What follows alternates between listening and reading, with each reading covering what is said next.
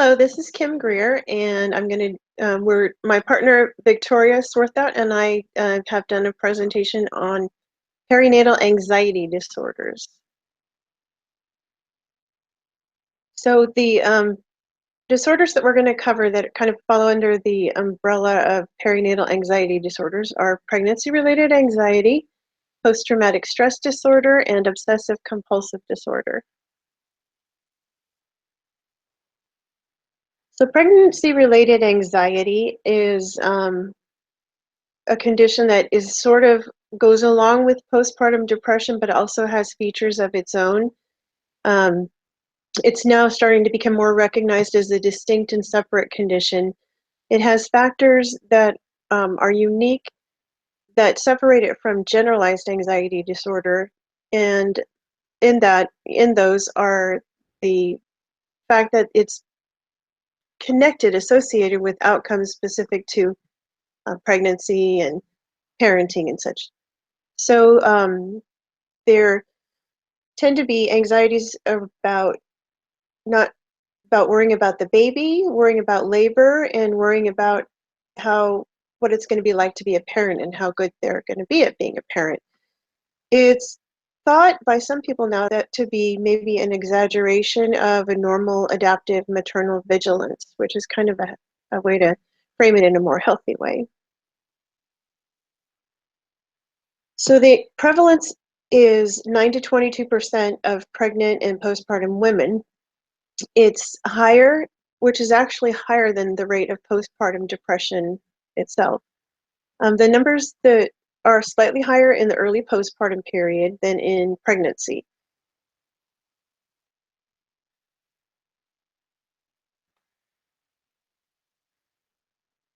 Strong risk factors are personal family history of psychiatric disorders, major stressors, lack of support, abuse, current or past or current use of alcohol, tobacco, or other drugs, complicated pregnancy, previous pregnancy loss, or birth trauma. And that would include C-sections for some people. Possible risk factors are unintended pregnancy and or difficulty becoming pregnant, parity, both high and low, financial difficulties, and belonging to a minority group.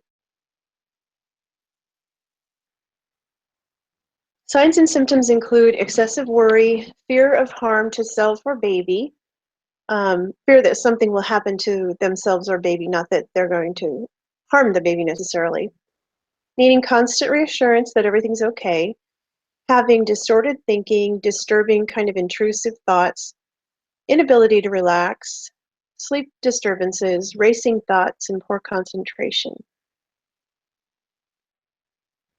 The physical somatic symptoms of anxiety are kind of parallel normal pregnancy symptoms in terms of nausea, changes in appetite, headache, dizziness, fatigue, breathlessness are all common,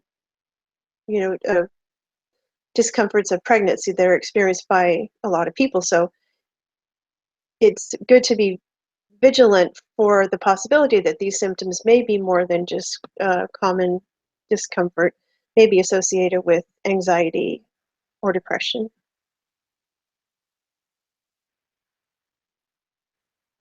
So differentials are postpartum depression. Again, it's often comorbid with anxiety, post-traumatic stress disorder, thyroid disorders, severe anemia, and nutritional deficiencies.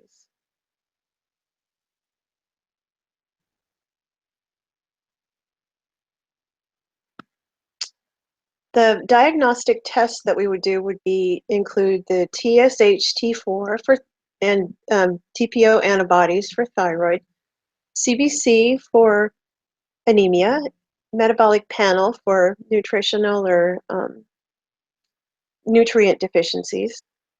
And then there are psychological assessment tools for perinatal anxiety that have, been validated.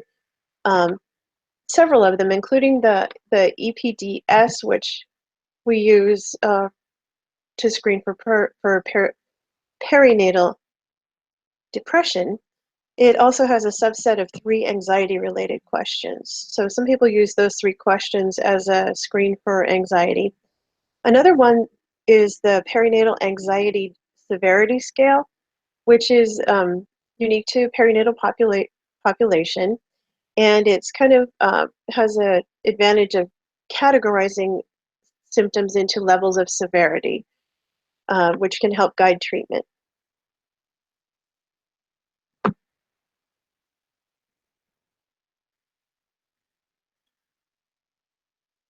Implications for mom are direct effects of physical on the physical and emotional health to her body and mind in terms of poor nutrition and weight gain, increased cortisol that goes along with stress, and poor sleep.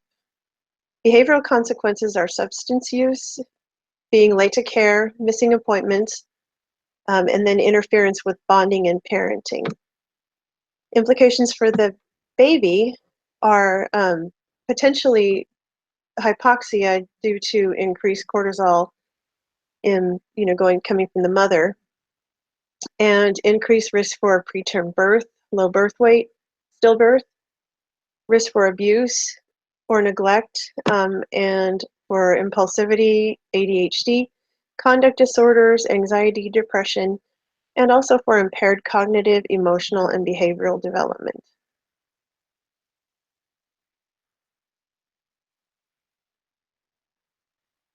So management would, in the immediate sense, would be to evaluate for harm, risk of harm to self or others, um, referring to psychiatry, an appropriate level of obstetric care, possibly to maternal fetal medicine if it's, things like preterm labor, fetal growth restriction seem to be co-occurring. Likely medical treatment would include antidepressant with SSRI most likely, possibly tricyclic, and benzodiazepines in the short term just until the antidepressant has a chance to kick in. The medications come with various potential risks to the baby, include poor neonatal adaptation syndrome, cardiac defects, persistent pulmonary hypertension.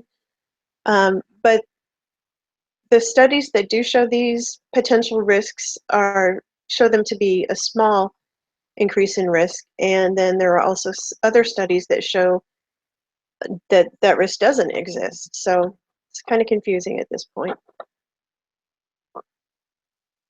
Um, so other things that we can do besides medication are to help promote healthy sleep, good sleep hygiene, and possibly hypnotics. Psychotherapy, especially cognitive behavioral therapy, has been shown to be helpful. And then other treatments with less evidence are repetitive transcranial magnetic stimulation and estrogen patch for postpartum.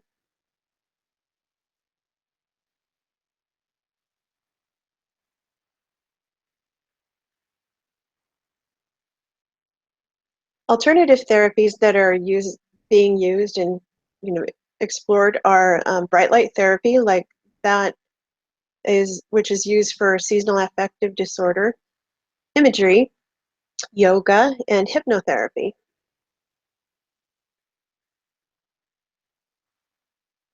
So controversies around this issue have to do with medication, whether it should be used in pregnancy, and again, there's some conflicting in evidence. But a really important thing to remember is that not treating this disorder also presents harm, and that's definitely documented with good evidence. So that's something that needs to come into the decisions, and it is a good opportunity for shared decision making. Cultural issues are there is a higher prevalence in lower socioeconomic and minority populations. There is a cultural stigma in general associated with mental illness. The that it doesn't necessarily follow ethnic, racial, geographic lines. It sometimes can be a family specific or community-specific type thing. Um, and then the stigma is heightened somewhat, or maybe even a lot, in pregnancy and postpartum because mothers are supposed to be happy. And if you're, if you're a new mother and you're not happy, then what's wrong with you? And women fear that they may be seen as a bad mother if they talk about their negative, difficult symptoms of depression and anxiety.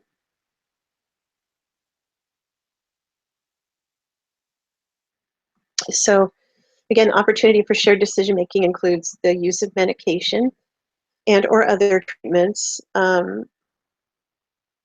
Breastfeed if they're on a medication that they're stable on a medication that's not considered good for breastfeeding.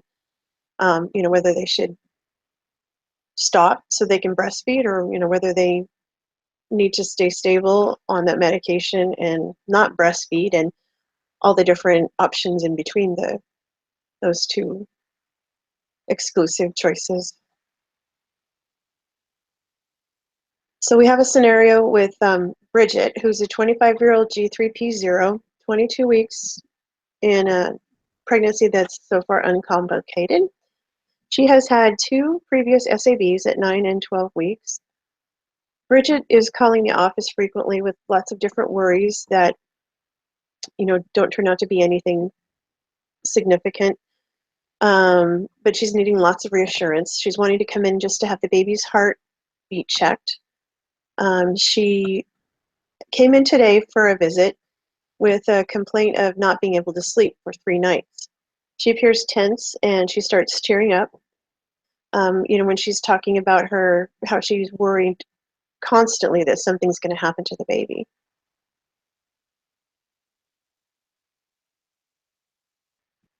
So for Bridget, it's apparent that she does have symptoms of that go along with perinatal anxiety. So her management plan would include education, about what's going on. That this is a known thing that happens. It's not just all in her head. It's not something wrong with her. Support that can be direct support, and then also resources for group kind of support with other moms, hopefully. Psychotherapy, especially cognitive behavioral therapy again, and referral to psychiatry.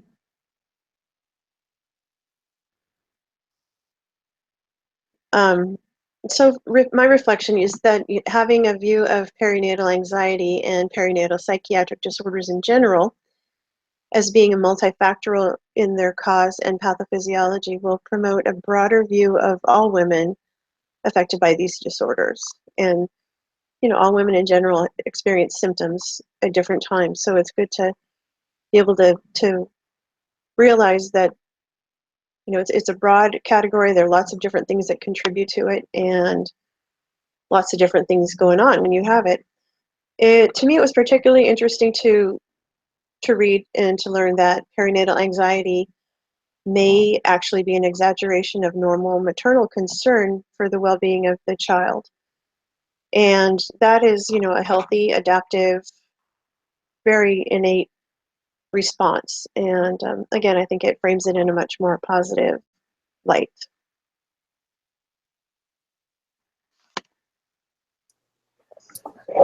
All right, Kimberly, if you could mute your microphone. And the next topic that we're going to cover is post-traumatic stress disorder, or PTSD. So PTSD is a condition that results from a traumatic event or situation. After initial exposure to this stress, individuals with PTSD experience ongoing distress, fear, and other symptoms that are triggered by memories, situations, or similar experiences related to the original trauma. PTSD can be debilitating because individuals can be triggered suddenly and overwhelmed with fear and anxiety that interferes with their ability to function. PTSD can also manifest as social withdrawal, isolation, and emotional disassociation. So some examples of ongoing and initial trauma causing PTSD are re-experiencing terror and loss after a traumatic accident, like a car crash, especially if driving past the area where it originally occurred. Reliving experiences of violence from an abusive relationship or upon returning from combat in a country of war, or feeling extreme grief and despondency around the anniversary of an event like a traumatic birth. Unfortunately, rates of PTSD are significant. 7.7 million adults experience it in a given year, and the lifetime prevalence is 6.8%. Due to a variety of social factors, women are 2 to 4 times more likely to suffer from PTSD, and college-age women are at increased risk. Domestic violence, traumatic accidents, rape, and sexual assault are all precipitating events. So this has implications for the rest of the childbearing years if unresolved trauma is triggered during pregnancy and birth. And these are both situations that are physically and emotionally demanding and can cause survivors to feel powerless, out of control, afraid, anxious, or withdrawn. So unfortunately, birth itself can be the initial source of trauma for PTSD, or it can be a time when previous trauma manifests. Birth complications, C-sections, excessive medicalization, and medical interventions, long labors, significant pain, and poor communication with care providers are all causes of PTSD. So these feelings can cause powerlessness and make it more difficult for parents to cope with an unexpected or poor birth outcome. So for this reason, it's essential to screen for and address PTSD during pregnancy to create a therapeutic relationship that can prevent trauma or re-traumatization. The signs and symptoms of PTSD are pretty diverse. They include behavioral, psychological, mood, sleep, and emotional disturbances. So behavioral symptoms can manifest as agitation, hostility, and self-destructive behavior. Risk-taking like alcohol and substance abuse, hypervigilance, or social isolation. Psychological symptoms like flashbacks can trigger outbursts, severe anxiety, and loss of function due to confusion and mistrust. Mood changes can include a loss of interest in pleasure, loneliness, or guilt. And additional symptoms can be loss of sleep due to anxiety, bad dreams, and unwanted thoughts that can create exhaustion and emotional detachment from friends, family, or even a new baby. 3/4 of people with PTSD have other mental health conditions, so it's important to assess carefully to rule out other diagnoses that may require different interventions. One differential diagnosis is acute distress disorder, and although it does share many symptoms of PTSD, it's less debilitating and has a shorter duration. So symptoms of acute distress disorder last for more than 3 days, but less than 1 month, and they often develop less than 1 month after exposure to stress. So PTSD is more severe and requires ongoing management because of its chronic nature. One common tool for assessing the symptoms of PTSD is the Primary Care PTSD Screen. It's a 5-item assessment that screens for exposure to past trauma. So if an individual has no exposure, they automatically score a 0. But if a traumatic event has occurred in the past, then they're asked an additional 5 yes or no questions to assess the ways that that event has affected their life in the last month. And they ask about sleep disturbances, avoidant or detached behavior, hypervigilance or anxiety, extreme guilt about coping with emotions and experiences. And a score of 3 or greater is positive for PTSD and requires additional evaluation and treatment. And the screening tool is about 70% sensitive and 70% specific. Another mnemonic that can be used is dreams. Each letter can kind of prompt providers to ask specific questions about symptoms, including detachment, re-experiencing extreme emotions, avoidance for a month in duration, or sympathetic hyperactivity. PTSD has implications for mothers and their babies. Maternal behaviors can manifest during pregnancy, delivery, or after birth, depending on the situation. Poor prenatal and postpartum care are common if mothers are experiencing feelings of avoidance due to a desire to disassociate from pregnancy, healthcare providers, or the clinical setting. All can be triggers of past trauma. So excessive weight gain or malnutrition can occur depending on the coping mechanisms that the woman is using. Other high-risk behavior can be attempts to cope or self-medicate, so again, using alcohol, tobacco, or other illicit substances.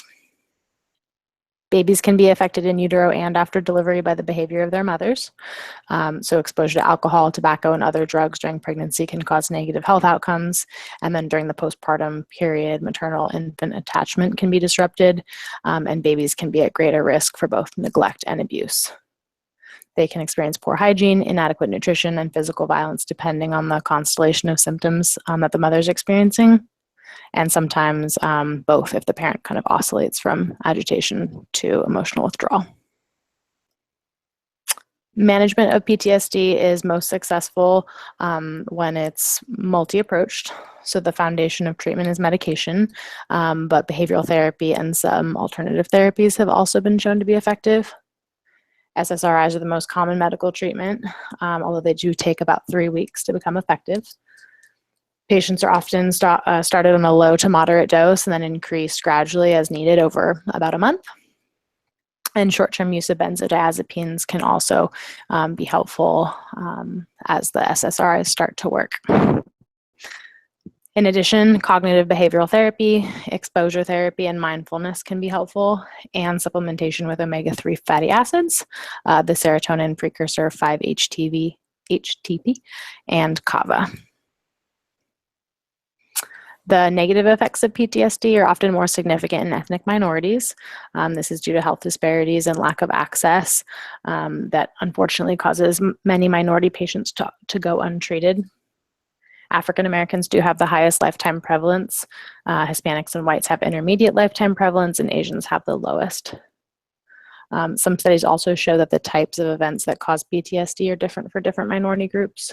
So African American women with PTSD more commonly report domestic violence and child abuse as the precipitating exposure, whereas Asians, Hispanic women, and African American men in particular are at higher risk from having PTSD as a result of war or social violence. So it's always important to provide care with cultural humility and awareness, and that includes understanding the greater social context of patients, but not making assumptions or generalizations about any specific ethnic group.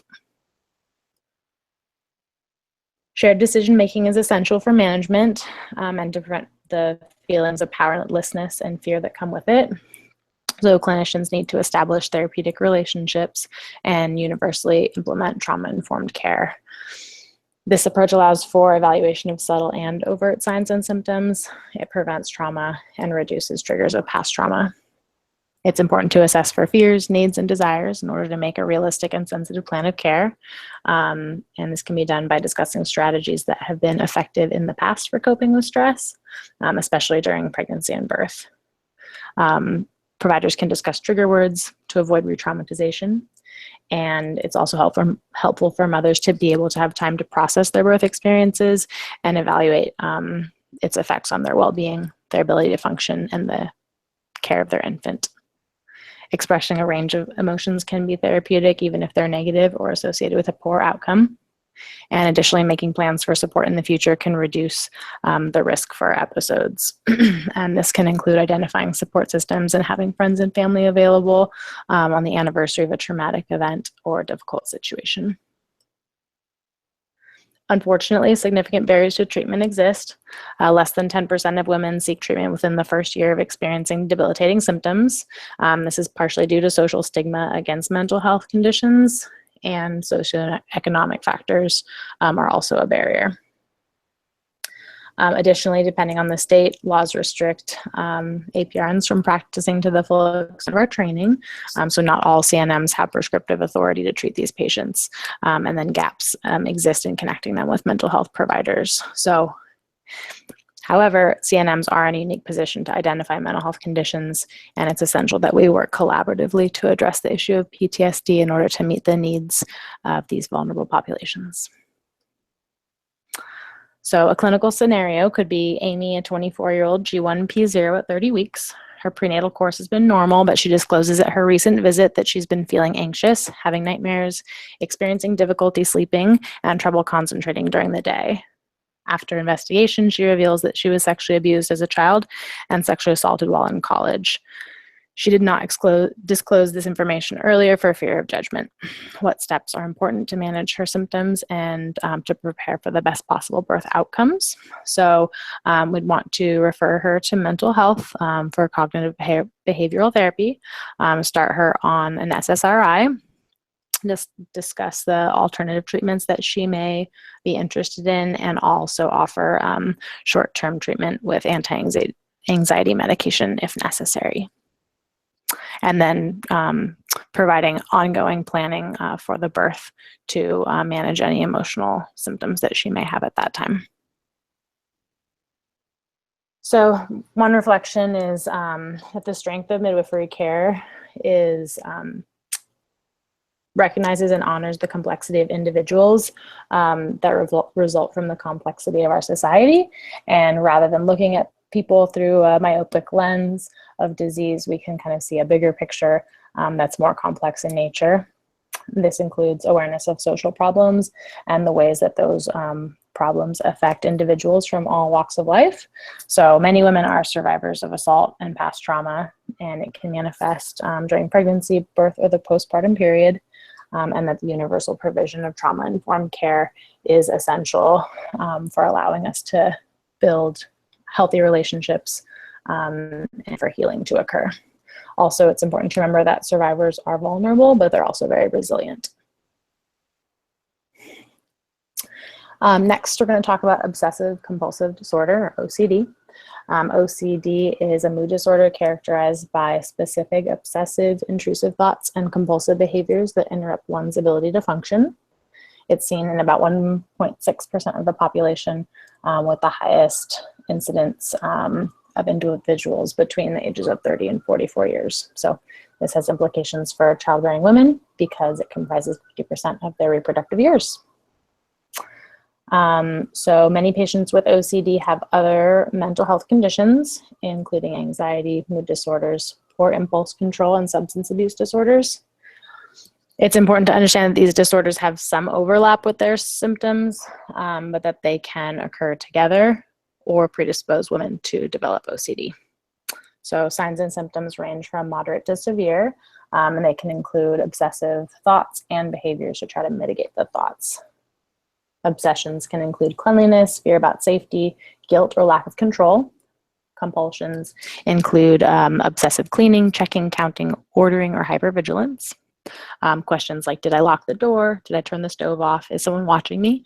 Are my hands dirty? Is the food contaminated? I made a mistake and it's going to haunt me forever.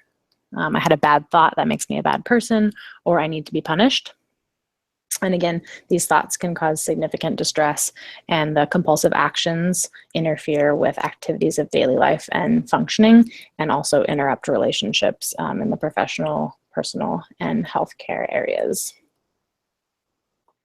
As mentioned previously, patients with this condition can have other mental health conditions, and distinguishing between them is important for effective treatment. So general anxiety disorder has some similarities, but it's more acute than OCD, and it's often linked to real life issues and lacks the more irrational qualities seen in OCD. PTSD has some intrusive thoughts, but it lacks the significant repetitive compulsive activity of OCD. Psychosis is more characterized by delusions, and then ADHD, specific phobias, and panic disorders also need to be evaluated. The DSM-5 criteria is specific and requires the presence of time-consuming obsessive compulsions that cause significant distress.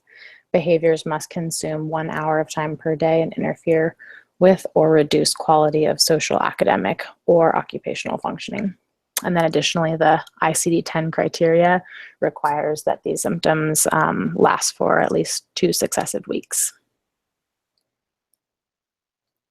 So a diagnosis of OCD has both maternal and newborn implications. The most significant is maternal suicidal ideation. Therefore, it's imperative to screen these individuals for self-harm because intrusive thoughts can be overwhelming to the point of self-destruction. Patients often have a decreased ability to function at work, at home, and in their personal relationships. Obsessive behavior interrupts functioning and can cause inconsistent prenatal and postpartum care that can negatively affect pregnancy outcomes. So after delivery, obsessive compulsive behaviors can have negative effects on the newborn as well. Maternal neglect can lead to accidents and malnutrition, and obsessive cleaning can pose the risk of exposure to toxic chemicals and agents for the newborn. Also, guilt about the inability to control behavior can be consuming and cause mothers to isolate. Management of OCD is most effective with a multifaceted approach. Pharmacologic and behavioral therapy are indicated, and often long-term management is necessary. So similarly to PTSD, SSRIs are the first-line medication, but they do require higher doses than treatment for depression, and again, take about 3 weeks to become effective. Some evidence shows that supplementation with omega-3 fatty acids, kava, and inositol are also helpful, as well as transcranial magnetic stimulation, biofeedback, and Kundalini yoga meditation. The most significant challenge with OCD is the risk for suicide. Depression associated with OCD can be debilitating, and unfortunately, patients often do not seek treatment until it's severe. So by that time, individuals that are at a higher risk for self-harm due to overwhelming intrusive thoughts and behaviors that impair their ability to function. And there is also significant stigma in our society for mental health problems that causes many people to not have access to mental health services that they need. And then again, depending on the state, laws can restrict prescriptive authority for APRNs. Additionally, some medications can cause unwanted side effects like sedation, weight gain, and changes in libido. OCD is somewhat more common in religious groups that have highly ritualistic practices. This can include Orthodox Judaism and Islam. However, it's important to approach discussion of ritualistic behavior with sensitivity and respect. Again, OCD is characterized by distress and compulsion and not just elaborate ritualistic behavior. So misinterpretation of faith-based practices can cause a rift in therapeutic relationships if it's not approached sensitively. Shared decision-making is an important aspect of treatment for this disorder. Women may not be comfortable disclosing behaviors that they know are irrational because they have shame and guilt and they're afraid of judgment. So it's important to establish trust and then ask very specifically about intrusive thoughts and behaviors. Using these specific questions can determine the presence of specific behaviors that can be corrected with treatment. So another clinical scenario, a 30-year-old G1P0 is seen in the office for her 34-week visit. Her pregnancy has been normal, but she missed her last 2 prenatal appointments. After further discussion, she states that she's been very distracted with thoughts about germs. And she says she knows that it's irrational, but that she's worried that the house won't be clean enough for the baby. And that for the last month, she's been cleaning 1 to 2 hours per day, but still worries about the presence of germs and contamination. She appears anxious, but does not have depressive or psychotic symptoms. So how should she be managed? Again, we'd want to start an SSRI like fluoxetine at 20 milligrams per day and potentially increase to 60 milligrams as necessary over the next month. Refer to a behavioral therapist and then assess her interest in alternative therapies like meditation or Kundalini yoga. To reflect, OCD is a complex condition. It definitely interrupts one's ability to function and results in distress that is significant and can lead to suicide. So midwifery care, again, is in a unique position to bridge the gap between medical and mental health because it recognizes the complexity of individuals and provides care based on humility. So when we take time to understand our patients, they can be vulnerable and receive the necessary care without stigma. Some conclusions in general about treatment of perinatal anxiety disorders include realizing that these are common but undiagnosed conditions, and therefore it's imperative that primary care providers regularly assess women and initiate treatment. Providers need to work collaboratively with mental health specialists and provide resources and referrals for follow-up when necessary. Past treatment can guide medication choice, and that compassionate care and shared decision-making are essential for therapeutic relationships and to reduce anxiety and stigma around the treatment of these disorders. These are our references. Thank you for listening, and feel free to ask any questions in the forum if you have them. Thanks.